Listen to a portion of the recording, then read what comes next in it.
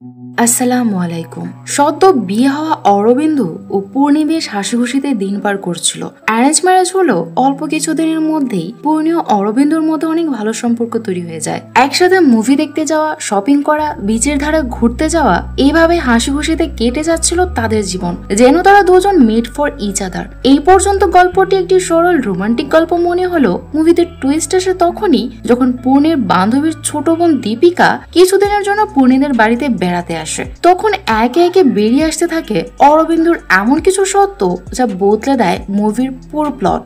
এমনই এক কাহিনী নিয়ে আমাদের আজকের মুভি জেন্টলম্যান। 2025 সালে মুক্তি পাওয়া এই মুভিটি আমাদেরকে এমন কিছু সত্যের মুখোমুখি দাঁড় করাবে যা আমাদের আশেপাশে প্রায় ঘটে থাকে। ক্রাইম থ্রিলার এই তামিল মুভিটির IMDb রেটিং 6.1 আউট অফ 10। তো চলুন দেরি না করে চলে যাই মুভির গল্পে। মুভির শুরুতে আমরা পূর্ণি নামের এই মেয়েটিকে দেখি। কিছুদিন আগেই পূর্ণির বিয়ে হয়েছে। পূর্ণির স্বামীর নাম অরবিন্দু। পূর্ণি বিয়ের পর ঘরকন্যা নিয়েই আছে, মানে সে একজন পুরোদস্তুর হাউস ওয়াইফ।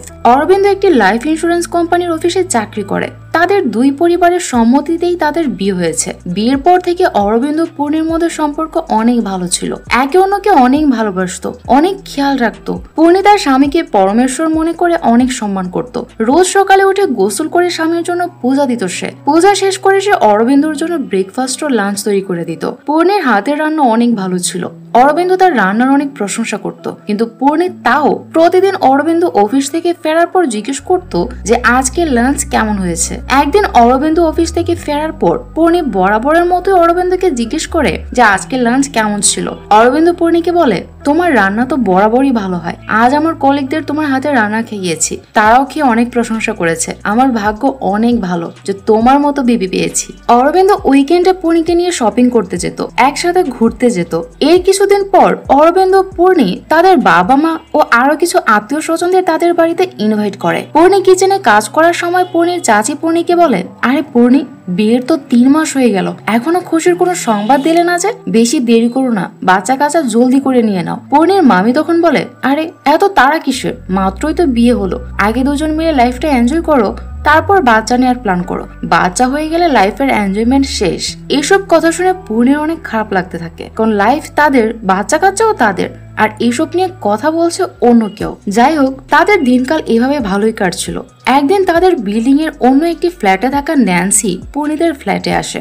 অরবিন্দু ন্যান্সিকে নিজের ফ্রেন্ড হিসেবে পূর্ণির সাথে পরিচয় করিয়ে দেয়। ন্যান্সি পূর্ণিকে বলে, অরবিন্দুর কাছে শুনেছি তোমার হাতের রান্না নাকি খুব মজা হয়, আমাকেও একদিন তোমার হাতের রান্না খাওয়ার সুযোগ দিও। এরপর পূর্ণি যখন ঘরের কাছে ব্যস্ত হয়ে যায়, অরবিন্দু ন্যান্সি তখন একসাথে বসে গল্প করতে থাকে। গল্প করতে করতে তারা মাঝে মধ্যে খুব ক্লোজ হয়ে যাচ্ছিল। এতে পূর্ণি মনে মনে অনেক জেলাস ফিল করছিল, কিন্তু তখন সে তাদেরকে কিছু বলে না। ন্যান্সি চলে যাবার পর রাতে পূর্ণি অরবিন্দুকে বলে যে সে যেন আর ন্যান্সির সাথে এত ঘনিষ্ঠ হয়ে কথা না বলে, কারণ এতে সে অনেক পজিটিভ ফিল করে। অরবিন্দু পূর্ণিকে বলে যে ন্যান্সি শুধুই তার খুব ভালো বন্ধু, এর বেশি কিছু নয়, সে শুধু এত কিছু ভাবছে। এরপর কেটে যায় আরো কিছুদিন। পূর্ণি ক্যালেন্ডারের পাতায় মার্ক করে তার পিরিয়ডের তারিখ হিসাব রাখছিল, অর্থাৎ সে বেবি নেওয়ার প্ল্যান করছিল। কিছুদিন পর পূর্ণি অরবিন্দুর মধ্যে কিছু পরিবর্তন লক্ষ্য করে। সে আর আগের মতো পূর্ণির সাথে কথা বলে না, তার রান্নার প্রশংসাও করে না, কিছু জিজ্ঞেস করলে শুধু হ্যাঁ বা না জবাব দেয়। নিজের থেকে রাতে পূর্ণির কাছেও আসে না। এতে সে বুঝতে পারছিল না যে হঠাৎ অরবিন্দুর এমন পরিবর্তনের কারণ কি। এর মাঝে একদিন অরবিন্দুর মা পূর্ণিকে ফোন দিয়ে তার সাথে রাত ব্যবহার করতে থাকে। সে পূর্ণিকে বলে, আমার ছেলেকে তুমি ঠিক মতো যত্ন করছো না, এই জন্য তার স্বাস্থ্য দিন দিন খারাপ হয়ে যাচ্ছে। সে পূর্ণিকে একবারও জিজ্ঞেস করে না যে সে কেমন আছে। এতে পূর্ণির অনেক মন খারাপ হয়। ওই দিন রাতে অরবিন্দু বাড়িতে ফিরলে ডিনার করার সময় পূর্ণি অরবিন্দুকে বলে, আমার বান্ধবীর বোন দীপিকা চাকরির ইন্টারভিউ দিতে শহরে আসবে, এজন্য সে 2 দিনের জন্য আমাদের বাসায় উঠতে চাচ্ছে, তুমি যদি অনুমতি দাও তবে আমি তাকে আসতে বলবো। এই কথা শুনে অরবিন্দু বলে, আরে এতে এত জিজ্ঞেস করার কি আছে, তাছাড়া আগামীকাল 3 দিনের জন্য অফিসের কাজে আমাকে বেঙ্গালুরু যেতে হবে, সে আসলে তো ভালোই হবে। এই 3 দিনের জন্য তোমার একজন সঙ্গী হবে, তুমি তাকে আসতে বলো। এরপর পূর্ণি ফোনে তার বান্ধবীকে জানিয়ে দেয় যে তার বোন দীপিকা তাদের বাসায় থেকে ইন্টারভিউ দিতে পারে, কোনো সমস্যা নেই। পরদিন সকালে দীপিকা তাদের বাসায় আসে। পূর্ণি সবার জন্য ব্রেকফাস্ট রেডি করে। ব্রেকফাস্ট করতে বসে দেবিকা পূর্ণির রান্নার অনেক প্রশংসা করে। অরবিন্দু তখন বলে, হ্যাঁ ও তো শুধু এই রান্নাটাই পারে, আর তো কিছুই পারে না। এই কথা শুনে পূর্ণি অনেক অবাক হয়, কিন্তু সে দীপিকার সামনে অরবিন্দুকে কিছু বলে না। কিন্তু দীপিকা বলে, এসব কি বলছেন জিজু, পূর্ণি দিদি শুধু গ্রামে বড় হয়েছে, কিন্তু সে এমন কোনো কাজ নেই যে পারে না। দিদি তো গাড়িও ড্রাইভ করতে পারে। এই কথা শুনে অরবিন্দ বলে, আরে তাই নাকি? কখনো তো বলনি পূর্ণি যে তুমি গাড়ি ড্রাইভ করতে পারো। পূর্ণি তখন কিছু না বলে চুপ করে থাকে।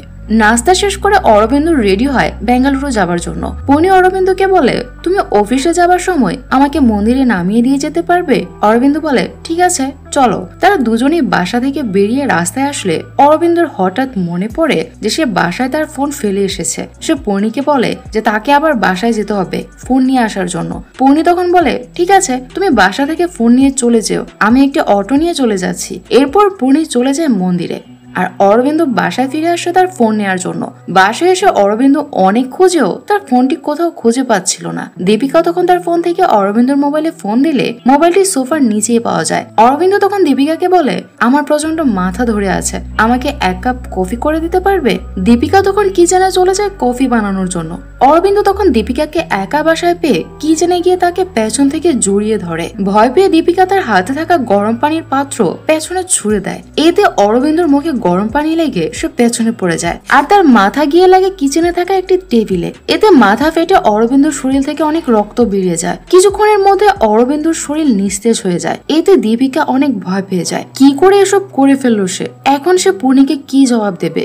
এসব ভেবে সে কিচেনের এক কোনায় বসে কান্না করতে থাকে। এদিকে পূর্ণি মন্দির থেকে ফিরে বাড়ির সামনে অরবিন্দর গাড়ি পার্ক করে রাখা দেখতে পেয়ে সে অনেক অবাক হয়, কারণ তার তো বেঙ্গালুরু যাবার কথা, সে এখনো যায়নি কেন? পূর্ণি দ্রুত তার বাসার দিকে আসে। লিফট না পেয়ে সে সিঁড়ি বেয়ে 8 তলায় উঠে। বাসার ভেতরে ঢুকে পূর্ণি একেবারে শকড হয়ে যায়। সে এক পাশে অরবিন্দকে পড়ে থাকতে দেখে আর অন্য পাশে দীপিকাকে বসে কান্না করতে দেখে। সে দৌড়ে গিয়ে অরবিন্দকে টেনে তোলার চেষ্টা করে, কিন্তু অরবিন্দ তো কোনো হুঁশই ছিল না। সে দীপিকার দিকে তাকিয়ে জিজ্ঞেস করে যে এসব কি করে হয়েছে। দীপিকা তখন পূর্ণি চলে যাবার পর কি কি ঘটেছে তার সবকিছু খুলে বলে। সে বলে, আমার কোনো দোষ ছিল না দিদি, জিজাই আমার পেছন থেকে জড়িয়ে ধরেছিল। অ্যাক্সিডেন্টালি মুহূর্তের মধ্যে এসব কিছু ঘটে গেছে। ঠিক ওই সময় অরবিন্দর ফোনে একটি কল আসে।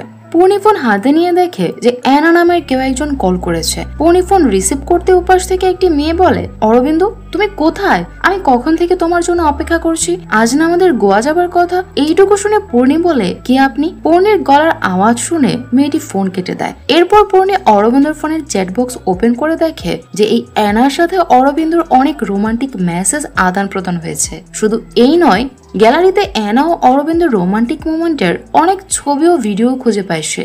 এসব দেখে তো পূর্ণির পৃথিবী যেন অন্ধকার হয়ে যায়। সে বুঝতে পারে যে অরবিন্দ এই অ্যানার সাথে পরকীয়া করছে। সে এতদিন ধরে যে স্বামীকে পরমেশ্বর মনে করে পূজা করছে, সে অরবিন্দ তাকে বোকা বানিয়ে তার সাথে চিট করছে। ওই সময় অরবিন্দর জ্ঞান ফিরে আসে। সে তার হাত পা নড়াচড়া করতে থাকে, কিন্তু পূর্ণির তখন অরবিন্দর পরকীয়ার কথা জানতে পেরে মাথায় রক্ত উঠে যায়। সে কিচেন থেকে ধারালো কাঁচি নিয়ে অরবিন্দর গলায় বসিয়ে দেয়। এতে কিছুক্ষণের মধ্যে অরবিন্দ মারা যায়। এইটি দেখে দীপিকা বলে, দিদি এ কি করলে তুমি? এখন তো আমাদের দুজনের ফাঁসিতে ঝুলে মরা ছাড়া আর কোনো পথ খোলা নেই। পূর্ণি তখন বলে, যা করেছি ঠিকই করেছি, এর মতো বেঈমান প্রতারকের বেঁচে থাকার কোনো অধিকার নেই। একে মেরে আমি কোনো অন্যায় করিনি, আমরা কোনো শাস্তি পাবো না। এরপর পূর্ণি ওয়াশরুমে গিয়ে ফ্রেশ হয়ে বাইরে গিয়ে অরবিন্দর গাড়িটি জায়গা মতো পার করে রেখে আসে। আর তারপর পূর্ণি ও দীপিকা মিলে অরবিন্দর বডিটি ফ্রিজে রেখে দেয়। আর এরপর এরা দুজনে মিলে ফ্লোরে লেগে থাকা রক্ত খুব ভালোভাবে ধুয়ে পরিষ্কার করে, যাতে কোনো প্রমাণ না থাকে। পরিষ্কার করা হয়ে গেলে পূর্ণি খাবার রান্না করে দীপিকাকে খেতে দেয়, কিন্তু দীপিকা তখনও স্বাভাবিক হতে পারছিল না। সে অনবরত কান্না করে যাচ্ছিল। পূর্ণি দীপিকাকে বলে, তুমি কান্না করো না, সবকিছু আমি সামলে নেব, তোমার নাম সামনে আসবে না। এই কথা শুনে দীপিকা বলে, দিদি এত কিছুর পরও তুমি এত স্বাভাবিক আছো কি করে? পূর্ণি বলে, এছাড়া আর কি করব বলো? ঘাবড়ে গিয়ে কোনো ভুল সিদ্ধান্ত নিলে পুলিশ এসে প্রথমে তোমাকে আর তারপর আমাকে অ্যারেস্ট করবে। এই সমাজ, এই আইন জানতে চাইবে না যে অপরাধ কার ছিল। সমাজ সব কাজে শুধু মেয়েদেরকেই দোষ খুঁজে বের করে। অরবিন্দ তোমার সাথে অসভ্যতা করেছে, আমার সাথে চিট করেছে দিনের পর দিন, এইটুকু শাস্তি তার প্রাপ্য ছিল। দীপিকা বলে, কিন্তু দিদি এখন যদি পুলিশ আসে, পরিবারের কেউ যদি জিজুর মিসিং কমপ্লেন ফাইল করে? পূর্ণি বলে, তুমি চিন্তা করো না, আমি সব সামলে নেব। এরপর পূর্ণি দীপিকাকে নিয়ে ইন্টারভিউ দেওয়াতে নিয়ে যায়। ইন্টারভিউ শেষে পূর্ণি দীপিকাকে বাস স্টপে নামিয়ে দেয় বাড়ি ফিরে যাওয়ার জন্য। সে যাবার সময় দীপিকাকে বলে, তুমি বাড়ি ফিরে গিয়ে এখানে যা হয়েছে তা সব দুঃস্বপ্ন মনে করে ভুলে যাও, কাউকে কিচ্ছু বলার প্রয়োজন নেই, সব সময় নর্মাল থাকবে। দীপিকা পূর্ণিকে বলে, দিদি আমার জন্য তোমার সংসারটা নষ্ট হয়ে গেল। পূর্ণি বলে, তোমার জন্য বরং আমি অরবিন্দর আসল রূপটা ধরতে পেরেছি। এ তো তোমার কোনো দোষ নেই। দীপিকা বাসে করে চলে গেলে পূর্ণি বাড়ি ফিরে আসে। পরদিন অরবিন্দুর প্রতিবেশী ন্যান্সি নামের এই মেয়েটি আবার তাদের বাড়িতে আসে। ন্যান্সি পূর্ণিকে বলে আমি 2 দিন ধরে অরবিন্দুকে ফোন দিয়ে যাচ্ছি, কিন্তু সে ফোন তুলছে না। অরবিন্দু কোথায়? পূর্ণি বলে অরবিন্দু 3 দিনের জন্য বেঙ্গালুরু গেছে অফিসের কাজে, হয়তো সেখানে কাজে ব্যস্ত আছে। এইটি জানার পর ন্যান্সি চলে যায়। এর কিছুক্ষণ পর আরেকটি মেয়ে পূর্ণির ফ্ল্যাটে আসে। পূর্ণি পরিচয় জানতে চাইলে মেয়েটি জানায় যে তার নাম অ্যানা। পূর্ণি বুঝতে পারে যে এই মেয়েটি অরবিন্দুর পরকীয়া প্রেমিকা। তাকে দেখে রাগে তার শরীর জ্বলে যাচ্ছিল, কিন্তু সে তার রাগ প্রকাশ করে না। অ্যানা পূর্ণিকে বলে আমি ইন্স্যুরেন্স পলিসি নেওয়ার জন্য অরবিন্দুকে কিছু টাকা দিয়েছিলাম, কিন্তু কিছুদিন ধরে অরবিন্দুকে ফোনে পাচ্ছিলাম না, তাই খোঁজ নিতে এসেছি। পূর্ণি অ্যানাকে বলে আপনি চিন্তা করবেন না, অরবিন্দু ফিরে আসলে তাকে আপনার ব্যাপারে বলবো। এরপর অ্যানা বাসা থেকে বের হয়ে গাড়িতে বসে ফোনে অরবিন্দু ও তার কিছু ছবি দেখতে থাকে। সে সেখানে দাঁড়িয়ে অরবিন্দুর জন্য অপেক্ষা করতে থাকে। উপর থেকে পূর্ণি অ্যানাকে দাঁড়িয়ে থাকতে দেখে ফোন দিয়ে বলে আপনি এখনো দাঁড়িয়ে আছেন কেন? কার জন্য অপেক্ষা করছেন? অ্যানা বলে আরে না, আমি কারোর জন্য অপেক্ষা করছি না, আমার গাড়িটি খারাপ হয়ে গেছে, তাই মেকানিকে আসার জন্য ওয়েট করছি। পূর্ণি তখন বলে দেখো অ্যানা, আমার সাথে বাহানা করার প্রয়োজন নেই, আমি সব জানি। ভালো হয় তুমি অরবিন্দুর ব্যাপারে খোঁজ নেওয়া বন্ধ করে দাও। তুমি অরবিন্দুর জন্য অপেক্ষা করছো, কিন্তু শুনে রাখো অরবিন্দু তোমার কাছে কখনোই আসবে না, তুমি চলে যাও এখান থেকে। এরপর ফ্ল্যাশব্যাকে আমাদের 6 মাস আগের অর্থাৎ অরবিন্দু ও পূর্ণির বিয়ের আগের সিন দেখানো হয়। অরবিন্দু ও অ্যানা তখন একে অন্যকে অনেক ভালোবাসতো, কিন্তু অরবিন্দুর মা তাদের এই রিলেশন মেনে নেয়নি, কারণ অ্যানা ছিল খ্রিস্টান ধর্মের আর অরবিন্দু হিন্দু। তাছাড়া অ্যানার মা পেশায় একজন প্রস্টিটিউট ছিল। অরবিন্দুর মা তাদের এই রিলেশনের কথা জানতে পেরে অরবিন্দুকে গ্রামের মেয়ে এই পূর্ণির সাথে অরবিন্দুকে বিয়ে দিয়ে দেয়। কিন্তু অরবিন্দু অ্যানাকে ছাড়তে পারছিল না, কারণ সে ছাড়া অ্যানার আর পৃথিবীতে কেউ ছিল না। তার মা অনেক আগেই মারা গিয়েছিল। অ্যানা সব দেখাশোনা অরবিন্দুই করত। অরবিন্দু অ্যানাকে বলেছিল যে দেখো অ্যানা, আমার মা হার্টের পেশেন্ট, আমি তার কথার অবাধ্য হতে পারবো না, তাই বাধ্য হয়ে আমাকে বিয়েটা করতে হবে। কিন্তু তুমি চিন্তা করো না, বিয়ের 6 মাস পর আমি পূর্ণিকে ডিভোর্স দিয়ে তোমাকে বিয়ে করব। এজন্য অরবিন্দু পূর্ণির বিয়ের পরও অ্যানা অরবিন্দুর সাথে রিলেশন চালিয়ে যায়, কিন্তু পূর্ণি এসবের কিছুই জানতে পারে না। সে অরবিন্দুকে এতটাই বিশ্বাস করত যে সে কখনো তাকে সন্দেহ করার কথা চিন্তাও করেনি। সিন এখান থেকে আবার প্রেজেন্টে ফিরে আসে। অ্যানা আরো 2 দিন অপেক্ষা করে অরবিন্দুর কোনো খোঁজ না পেয়ে পুলিশ স্টেশনে যায় তার মিসিং কমপ্লেন লেখাতে। পুলিশ তাকে জিজ্ঞেস করে যে অরবিন্দুর সাথে তার সম্পর্ক কি। অ্যানা অফিসারকে বলে যে আমি অরবিন্দুর ইন্স্যুরেন্সের ক্লায়েন্ট, আমি তাকে কিছু টাকা দিয়েছিলাম পলিসি নেওয়ার জন্য, কিন্তু এখন সে নিখোঁজ। অফিসার বলে আরে ম্যাডাম, 1 সপ্তাহ অপেক্ষা করুন না, হয়তো সে কোথাও গিয়েছে। অ্যানা বলে না স্যার, এখানে ইস্যুটা টাকার না, অরবিন্দু নিখোঁজ, আপনারা তাকে খুঁজে বের করুন। অফিসার বলে ঠিক আছে, আপনি বাড়ি চলে যান, আমরা ইনভেস্টিগেশন শুরু করছি, কিছু জানতে পারলে আপনাকে জানাবো। এর পরদিন পূর্ণি যখন ঘরের কাজ করছিল, হঠাৎ দরজায় কলিং বেল বেজে ওঠে। পূর্ণি জলদি করে সিঁড়িতে সিঁদুর লাগিয়ে দরজা খুলে পূর্ণি দেখে যে 2জন পুলিশ অফিসার এসেছে অরবিন্দুর ব্যাপারে খোঁজ নিতে। পূর্ণি আসলে জানতো যে পুলিশ আসবে, এই জন্য সে মেন্টালি প্রস্তুত ছিল। সে পুলিশ দেখে না ঘাবড়িয়ে তাদেরকে জিজ্ঞেস করে যে তাদের এখানে আসার কারণ কি। অফিসার পূর্ণিকে বলে তেমন কোনো কারণ নেই, আপনি ঘাবড়াবেন না, আমরা একটি ছোট ইনভেস্টিগেশন করতে এসেছি। আচ্ছা, আপনার স্বামী অরবিন্দু কোথায়? পূর্ণি বলে সে তো কিছুদিনের জন্য অফিসের কাছে বেঙ্গালুরু গিয়েছে। অফিসার বলে আপনি তার সাথে লাস্ট কবে ফোনে কথা বলেছেন? পূর্ণি বলে সে অফিসের কাছে কোথাও গেলে আমি তাকে ফোন দেই না, আর দিলেও সে ফোন রিসিভ করে না। আমি গতকাল তাকে কল করেছিলাম, কিন্তু সে কল রিসিভ করেনি। এরপর অফিসার পূর্ণির কাছে 1 গ্লাস ঠান্ডা পানি খেতে চাইলে পানি আনতে গিয়ে পূর্ণি সেন্সলেস হয়ে পড়ে যায়। লো প্রেশার থাকায় তার এমনটা হয়। এরপর পুলিশ চলে গেলে পূর্ণি হাসপাতালে যায় চেকআপের জন্য। পুলিশ অফিসার পুলিশ স্টেশনে অ্যানাকে ডেকে বলে আপনি যা ভাবছেন তা একদম সঠিক নয়। অরবিন্দু অফিসের কাছে কিছুদিনের জন্য বাইরে গিয়েছে, বাড়িতে তার স্ত্রীও নর্মাল আছে। অ্যানা বলে না স্যার, কিছুই নর্মাল নেই, অরবিন্দু সত্যিই নিখোঁজ, আপনারা তাকে খুঁজে বের করুন। এবার পুলিশ অফিসার অ্যানার উপর রেগে যায়। সে বলে অরবিন্দু নিখোঁজ হলে তার মিসিং কমপ্লেন লেখানোর জন্য তার স্ত্রী আছে, আপনি কি হন তার পরিবারের কেউ আপনি? আর তাছাড়া আপনি যে অরবিন্দুকে টাকা দিয়েছিলেন তার কোনো প্রমাণ আছে আপনার কাছে? প্রমাণ থাকলে আমাদের দিন, আমরা ফ্রড কেস ফাইল করব, কিন্তু মিসিং কমপ্লেন নয়। অ্যানা বলে আমি তাকে ক্যাশ টাকা দিয়েছিলাম, তাই কোনো প্রমাণ নেই। কিন্তু অফিসার, আমি তার বিরুদ্ধে কমপ্লেন করতে আসিনি। অফিসার তখন রেগে গিয়ে বলে আর কোনো কথা নয়, আমাদের অনেক কাজ আছে, আপনি এবার আসুন তো। কিন্তু তারপরও এনা ইন্সপেক্টরকে বলে প্লিজ স্যার, আমার কথাটা শুনুন, অরবিন্দুর সাথে নিশ্চয়ই খারাপ কিছু হয়েছে, আপনারা তাকে খুঁজে বের করুন। অন্যদিকে পূর্ণি মেডিকেল চেক আপ করে জানতে পারে যে সে প্রেগনেন্ট। এটি জানতে পেরে সে অনেক শকড হয়ে যায়। ডাক্তার পূর্ণিকে নানা রকম অ্যাডভাইস দিলে পূর্ণি হাসপাতাল থেকে বাসায় ফিরে আসে। বাসায় ফিরে পূর্ণি দেখতে পায় যে আগে থেকে পুলিশ অফিসার বাড়ির সামনে দাঁড়িয়েছিল। অফিসার পূর্ণিকে বলে, আপনি তো বলেছিলেন অরবিন্দ বেঙ্গালুরু গিয়েছে, কিন্তু আমরা তার ফোন ট্র্যাক করে লোকেশন এখানে জানতে পেরেছি। আমাদেরকে অরবিন্দর গাড়ির চাবি দিন, আমরা গাড়ি তল্লাশি নিব। পূর্ণি পুলিশকে গাড়ির চাবি দিলে গাড়ি তল্লাশি করে তারা গাড়ি থেকে অরবিন্দর ফোন খুঁজে পায়। এইটি দেখে পূর্ণি বলে, হয়তো অরবিন্দ ভুল করে ফোনটি গাড়িতে ফেলে গিয়েছে।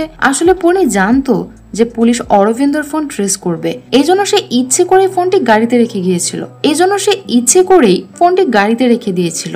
এরপর ইন্সপেক্টর বাসার ভিতরে গিয়ে পূর্ণিকে কিছু জিজ্ঞাসাবাদ করে। ঠিক ওই সময় পূর্ণিদের প্রতিবেশী ন্যান্সি সেখানে এসে পুলিশ অফিসারকে বলে, আপনি এখানে একা বাড়িতে একটি মেয়েকে কিভাবে বিরক্ত করতে পারেন, তাও আবার কোনো লেডি কনস্টেবল ছাড়া? ইন্সপেক্টর বলে, দেখুন ম্যাডাম, আমি তো শুধু জিজ্ঞাসাবাদ করছি। ন্যান্সি বলে, যাই হোক না কেন, আপনার কাছে কি কোনো ওয়ারেন্ট আছে?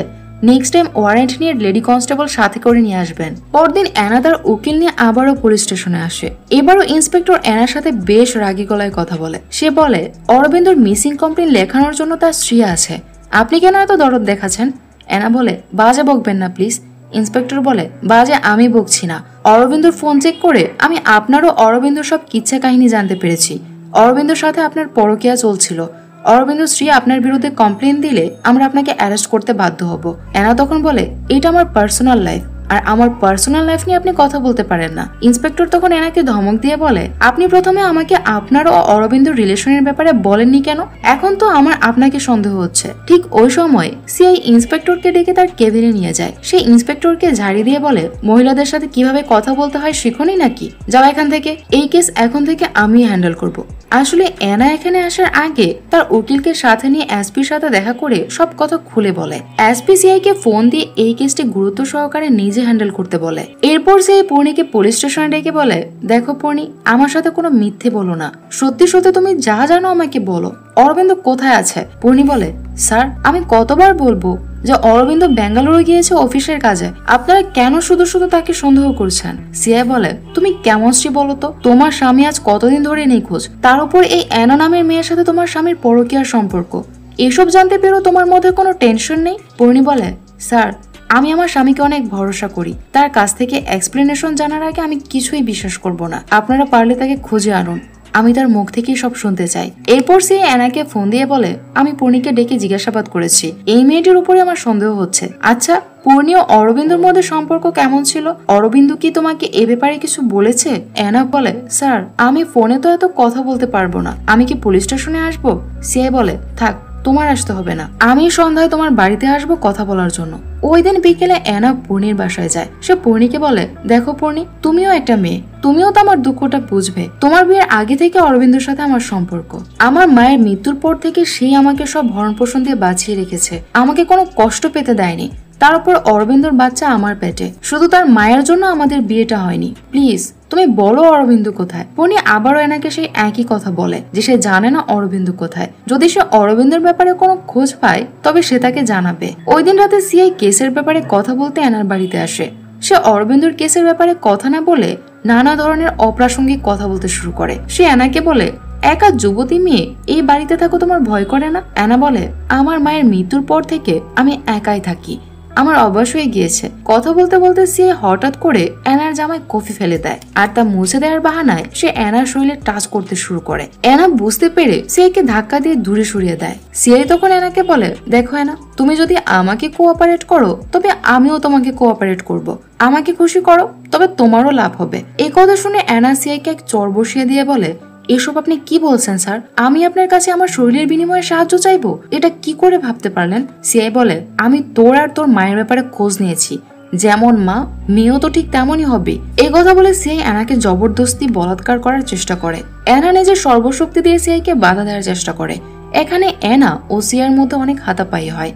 সিনটি এখানে কাট হয়। পরের সিনে পূর্ণি অ্যানার সাথে দেখা করতে তার বাড়িতে আসে। পূর্ণি অ্যানাকে বলে, দেখো অ্যানা, তুমি অরবিন্দকে যেমন ভালো মানুষ মনে করছো, সে আসলে তেমন ভালো মানুষ না। সে তোমাকে আমাকে দুজনকে ধোকা দিচ্ছিল। আমাদের বাড়িতে যখন আমার বান্ধবীর বোন বেড়াতে আসে, অরবিন্দ তখন তার উপর খারাপ নজর দেয়। তখনই আমি তোমারও অরবিন্দ সম্পর্কে ব্যাপারে জানতে পারি। প্রথমে আমার তোমার উপর অনেক রাগ হয়, কিন্তু পরে বুঝতে পারি যে তুমিও আমার মতো ধোকার মধ্যে আছো।